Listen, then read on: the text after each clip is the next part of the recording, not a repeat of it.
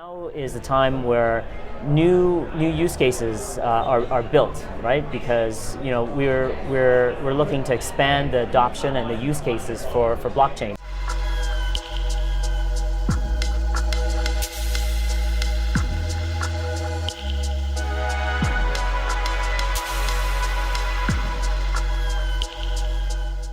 Hey folks, Flo here with CryptoNews Canada. We are at the Canadian Blockchain Summit here in beautiful Calgary. I'm here with Truong from Binance Canada. He's the CEO actually, and as some of you probably know, Binance recently set up its Canadian headquarters here in Calgary, so I'll be asking him about that. But Lawrence, very nice chatting with you. Thanks for having me, Flo. I appreciate it. And I want to first of all thank the Canadian Blockchain Consortium for setting up this amazing summit in a great venue.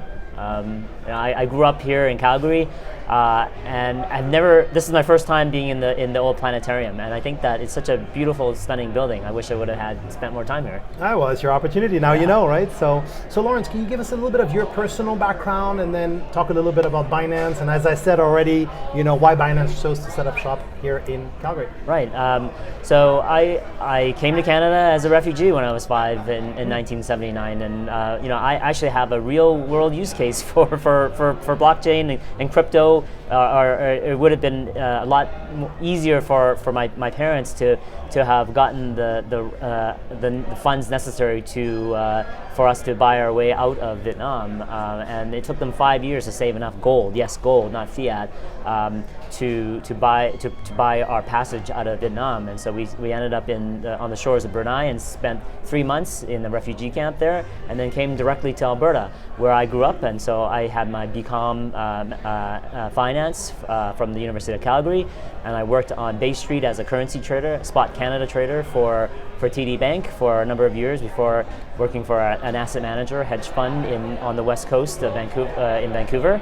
And then I found myself back in beautiful sunny Alberta, in the province that I love, and I worked for the Alberta Securities Commission on the enforcement side and for the market regulation side for a couple of years before heading back to TD Bank, and where I helped run their global trade surveillance and built their commodity derivatives compliance programs for metals and energy, and then worked for Husky Energy for 5 years, and then came full circle back to currencies, but cryptocurrencies this time.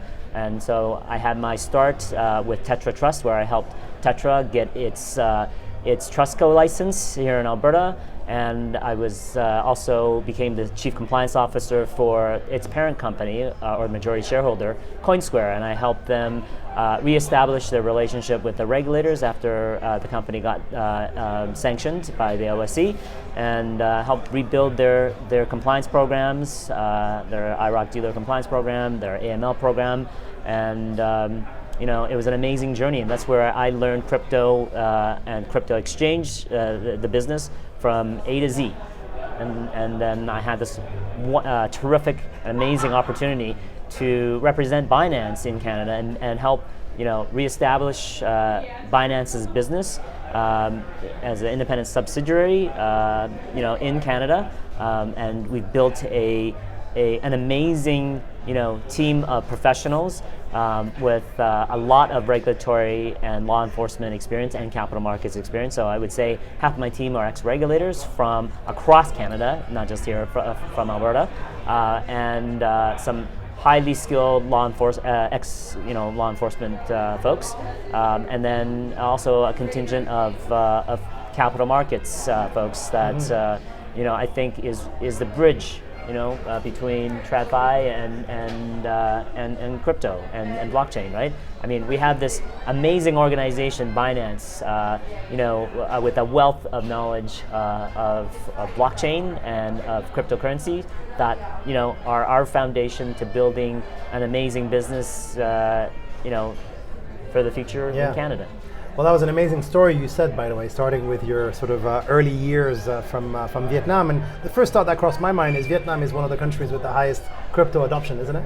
I believe so. When I look at and hear about our internal statistics about the countries where where crypto adoption is happening the most, and Vietnam, has a very young and very well educated, population, and so they're very, they're early adopters, and they're hungry for the change, the advantage that blockchain and cryptocurrencies is gonna provide them and their country. Yeah, that's really quite the story you're telling. I mean, you're really helping put things in context and sort of connect the dots, which you've obviously done for yourself.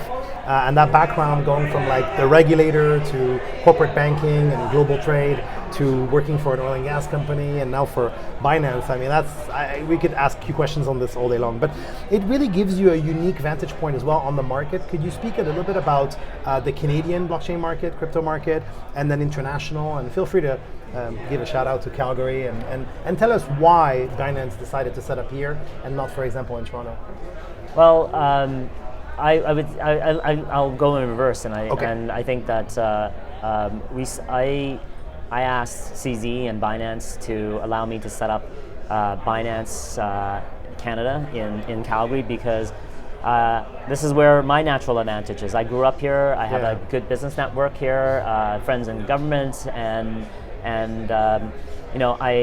I know the regulators, having come from that agency, and so it's not about regulatory arbitrage because I think the regulations across Canada are very similar, right? It's about the conversation and the people that right? That you can have a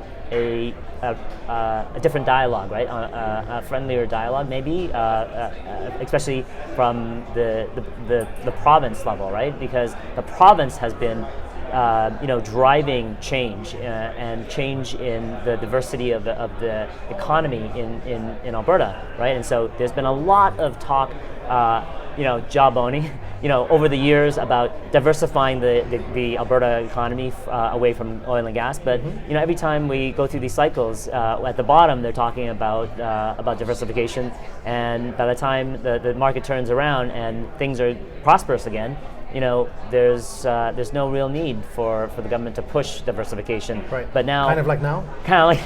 But there's I see on both ends of the political spectrum there's a willingness to make a change and to walk the talk, as it were, right? And so Alberta's open for business, and that is one of the main reasons why we're here in Alberta. So just. Not to mention this 260 plus days of sunny skies. Including today and the last couple of days, which is incredible in mid-October. So you obviously have a unique vantage point on the Canadian and on the global crypto market.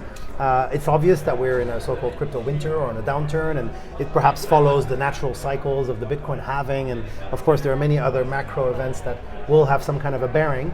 Is there anything that people don't necessarily think about in terms of the evolution of the crypto market that you like to educate people about? Any particular trend or factors that aren't maybe as obvious as the ones I just mentioned? Right. I mean, I think that it is like it's a fairly large industry now. Yeah, right? $1 trillion. And $1 trillion,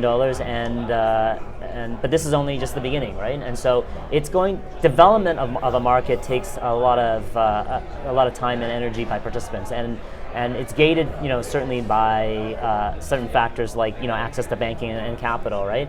And then it's gated by market cycles, right? And so now we're in in this bear market and crypto winter, and now is the time where new use cases are built, right? Because we're looking to expand the adoption and the use cases for blockchain. It's not just crypto. Crypto has a very specific use case, and it grew out of the need for banking the unbanked, or helping the unbanked get access to secure financial services and at low cost, right? And so there are 5-6 billion underbanked folks around the world, and so of course crypto has a very big use case in this area. But blockchain as a whole is much bigger than crypto. It's going to drive the way people do business and settle in using crypto in the future. Yeah. You're saying as well the use cases are not limited to cryptocurrencies. The use cases right? are not limited Health, to real estate, yes, agriculture, digital identity. Imagine I think a point in time in the future where you own your digital identity, and you own all the data that's associated with all the things that you look online or spend or search, right? Or your DNA, for example, or your fitness activity, right? And all of that is your data that a few companies control right now. And so your health provider or your telecom provider, your bank, your exactly, government. or Apple or Google, right? And so that's a lot of data in very few hands in centralized repositories, right? Which are easily hackable. And there's been lots of hacks, right? Sony was hacked, Desjardins was hacked. Exactly, and so that's the real use case for blockchain, is a distributed ledger that is very, very difficult to hack, right? And it empowers individuals to own their own data and consume it however they want, sell it however they want, trade it for value, right? So, older folks like myself, we tend to protect our data, but the young generation, the millennials, they understand the value of their data and they freely trade it, because they don't have a privacy concern necessarily, right? Because they understand the value of their data compared to what's being offered for it, right? And I think in the future we'll see much more of that, right? Let me ask you about those younger folks, and my assistant right there is one of them, and we were talking yesterday about the jobs of the future in blockchain, in crypto, in the Web3 space. How many employees does Binance have in Canada right now, by the way? Binance Canada has around 30 some odd employees, and so I started in December of last year. Okay. Congratulations, belated. Thank you. And we built it from 1 to now 30 people. Okay. It's a little bit slower because yes, crypto winter is we're more cautious about deploying capital, right, and building big teams, especially when Binance Canada isn't operating yet right now, right? And so we are hopefully going to get to a point where we're going to be operating, and we're going to be responsible for all of the Canadian residents that are Canadian users that want to onboard and onto the Binance Canada platform and trade the Binance products, right? So let me ask you, you must know Binance, like the global company as well, of course. What are the jobs in blockchain and crypto? What are the needs, I could say?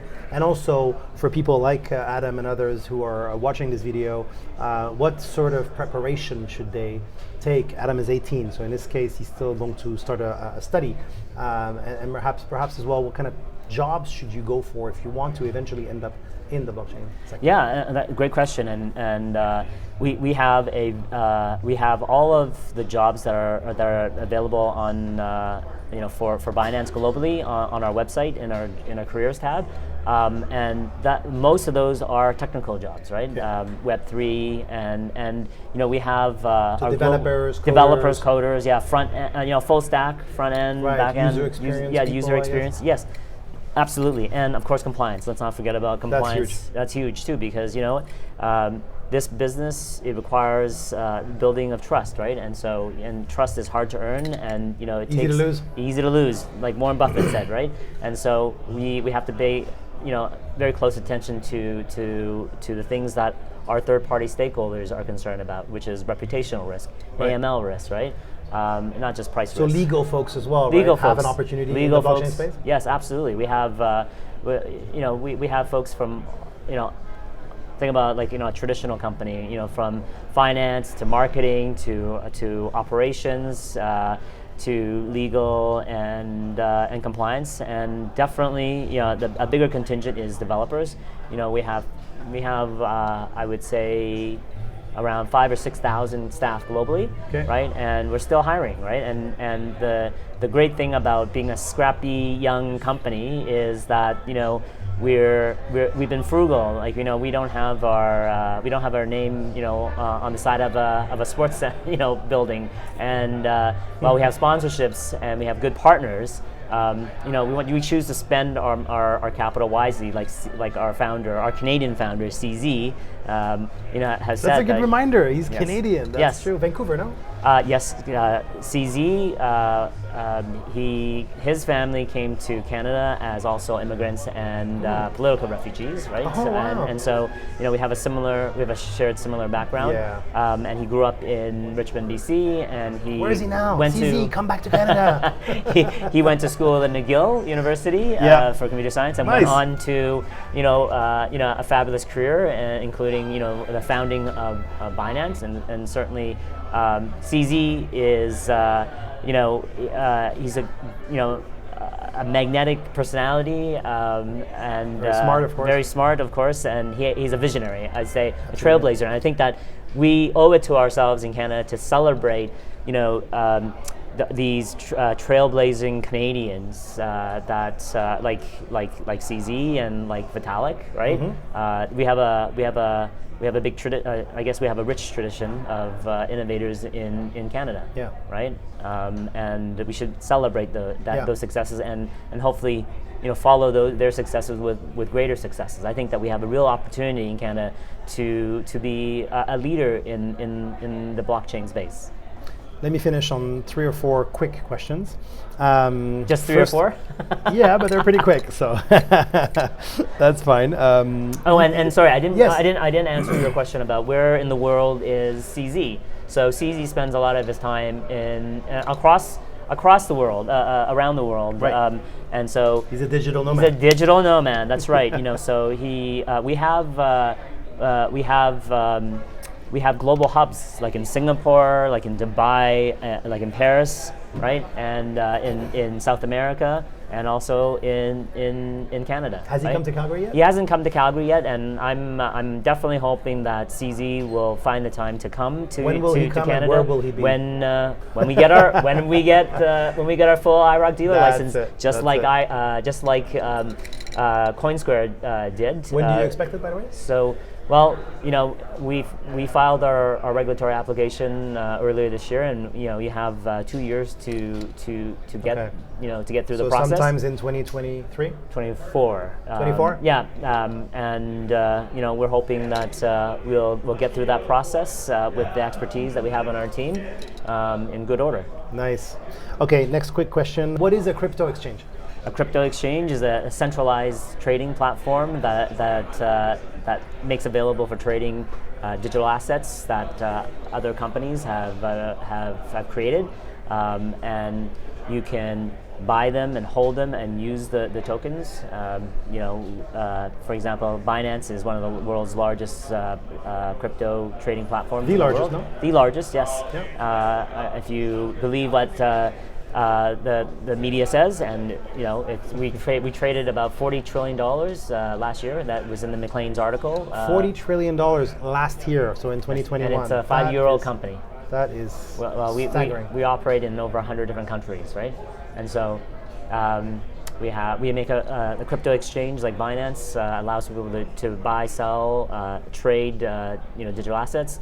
We allow at the global level for folks to stake and earn a yield on their crypto assets. We have an NFT marketplace. We have a prepaid card. We have all sorts of amazing products. That we're just starting to offer in Canada, and hopefully once we're licensed. Slightly over 30 seconds, but that's okay. Yeah. Our fun question: what is uniquely Canadian in crypto? What is uniquely Canadian? Ethereum is uniquely Canadian. Vitalik created Ethereum here in Canada, right? And so the Binance Smart Chain is also the first Ethereum virtual machine. So it's a copy, or it's the same as Ethereum. Okay. It's a copy of Ethereum. I have 2 super quick ones. One is where will the price of Bitcoin be by the end of the year, and in 2 years, and by 2030? Wow. I am not a market prognosticator, so don't take any, my guesstimate. Your gut feeling, yes. My gut feeling as gospel. I would say that, as we're in a tough market, I'd say that Bitcoin's price is going to be somewhere in this range still. I think we're very range bound between 18,000 and 22,000, and I think we will still be here in the next 6 months. Okay. I think in 2024, during the next halving, if you follow history, there should be a rally, right? Okay. I don't know if we will make new highs, but I think at every halving there's been a new high. So the last high for BTC was 68,000, and I would guesstimate, or by 2024. Okay. That's just a guesstimate, right? And by 2030? And by 2030, are you on the camp of Cathy Wood and those people who say 1 million or very large numbers like that? Possible? Anything's possible in the long run. Okay. Right? The only certain things are death and taxes. That was your most political answer. And finally, I want to give you an opportunity to send whatever message you want to our Canadian and global community. Is there something that you like to take every opportunity to tell people, even when you speak to them in real life? I would tell people that that blockchain is foundational technology. It's going to change the way companies do business and manage their business, manage their supply chain, and cryptocurrency is a foundational is foundation to that blockchain reality, right? That's coming, and that's how companies will settle. So blockchain is here to stay. It's going to change the world, and I think that it behooves people to learn about it and teach their kids and build a career in it, because it's not going to go away, and we're only at the beginning. You said blockchain is going to change the world. I would say blockchain is changing the world as we speak. But real pleasure to speak with you, Thanks, Lawrence. Flo. Thank you for making the time. Thank I you. appreciate it. Flo here with CryptoNews Canada, talking with Lawrence Truong, CEO of Binance Canada. Thank you very much, and see you soon.